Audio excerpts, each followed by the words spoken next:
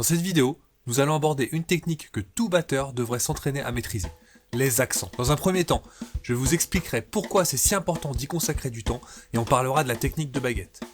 Ensuite, on verra quelques exercices simples pour travailler ça, et puis pour finir, des applications concrètes sur la batterie. Comme d'habitude, vous trouverez toutes les partitions de cette vidéo en PDF dans la description. Allez, on y va!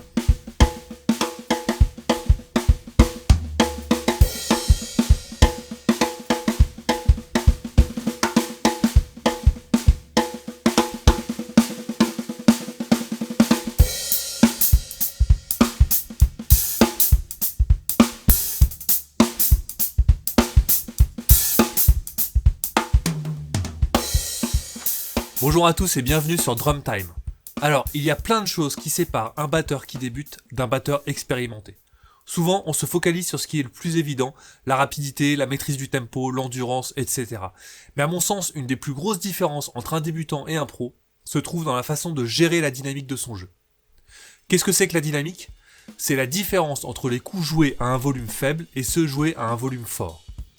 Imaginez un batteur qui t'apprête toujours avec le même volume sonore, ça donnerait quelque chose de très monotone et d'ennuyeux. Les accents permettent justement de créer ces changements d'intensité qui donneront du relief à votre jeu.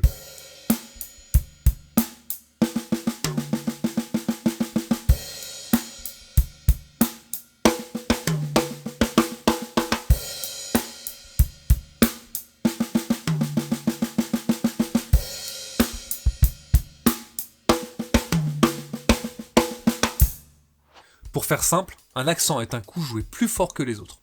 La théorie est facile à comprendre, mais dans la pratique, c'est une autre histoire. On va commencer par décortiquer la technique sur la caisse claire en 3 étapes. Étape 1, comment jouer un coup fort. Pour obtenir du volume avec un coup de baguette, il faut que l'amplitude du mouvement soit importante. Pour ça, on serait tenté de lever le bras. Mais en réalité, il est beaucoup plus efficace de simplement lever le poignet. Si vous faites vos coups forts en levant le bras, vous allez être très vite limité quand vous allez devoir accélérer.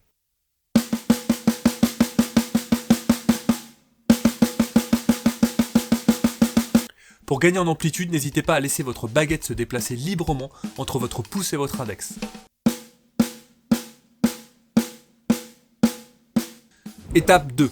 Faire une vraie différence entre coup fort et coup faible. Si vous voulez que vos accents ressortent bien quand vous jouez, les autres coups doivent vraiment être très faibles.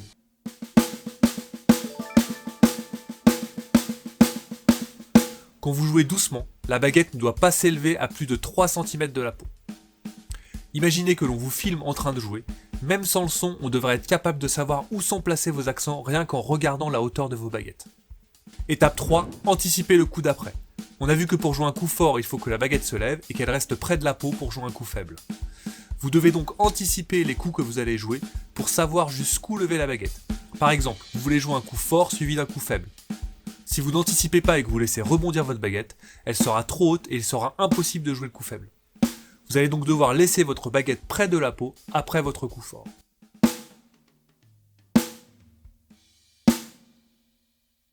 Même chose si vous voulez jouer un coup fort après un coup faible, il faudra penser à lever la baguette après le coup faible.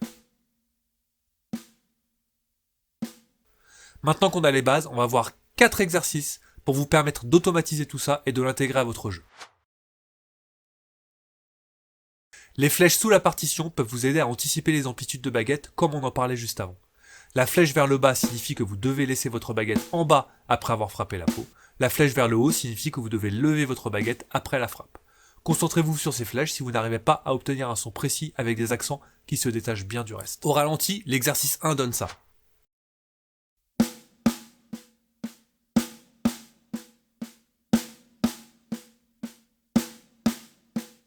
Un peu plus vite maintenant.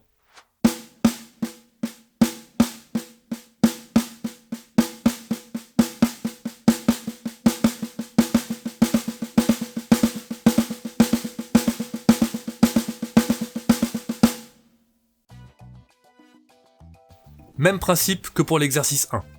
Vous commencez lentement en vous concentrant sur les amplitudes de baguette et la différence de volume entre les coups faibles et les coups forts. Rappelez-vous que c'est le mouvement qui crée le son. Pour que votre son soit précis, il faut que vos mouvements le soient également.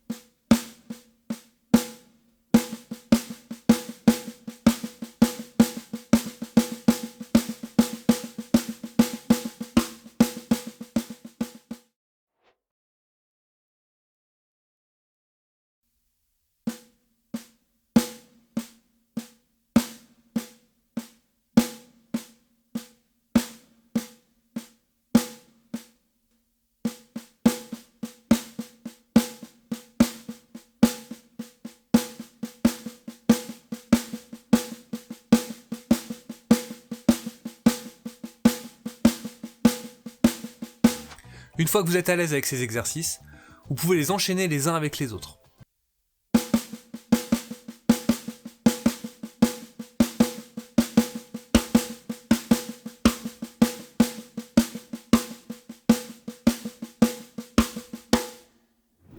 Pour finir, un bon moyen de travailler la coordination sera de rajouter une grosse caisse sur tous les temps.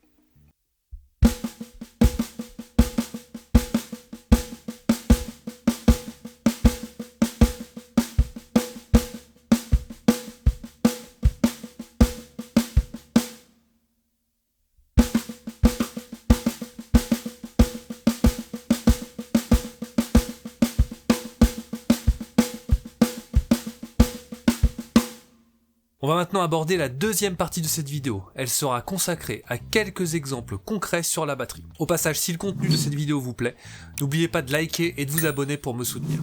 Maintenant, je vais vous montrer deux cas où les accents changent radicalement la façon d'entendre un rythme. Premier cas, un break simple d'une mesure.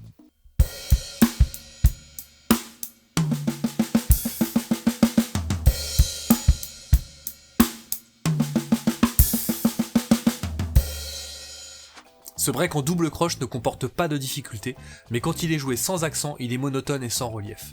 Maintenant, si je joue les accents, ça rajoute de la dynamique et ça change complètement la façon d'entendre le break.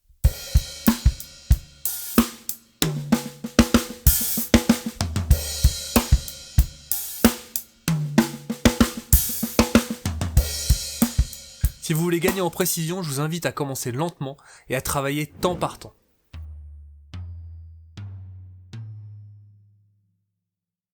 Pour aller plus loin, vous pouvez très bien reprendre les exercices sur la caisse claire de la première partie et en faire des breaks.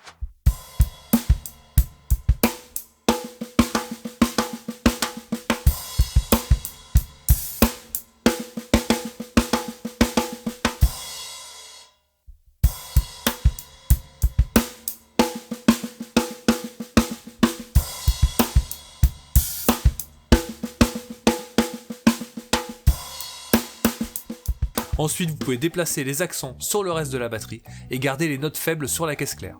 Vous commencez par jouer les tomes, puis des cymbales accompagnées d'une grosse caisse. Je vous montre ce que ça donne avec l'exercice 3.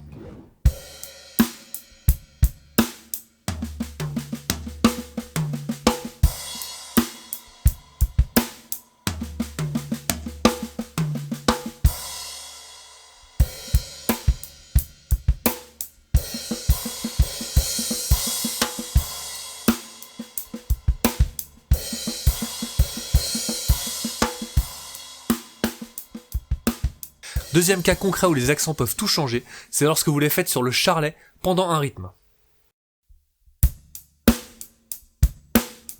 Pour commencer, vous pouvez placer vos accents sur tous les temps, puis sur les contretemps.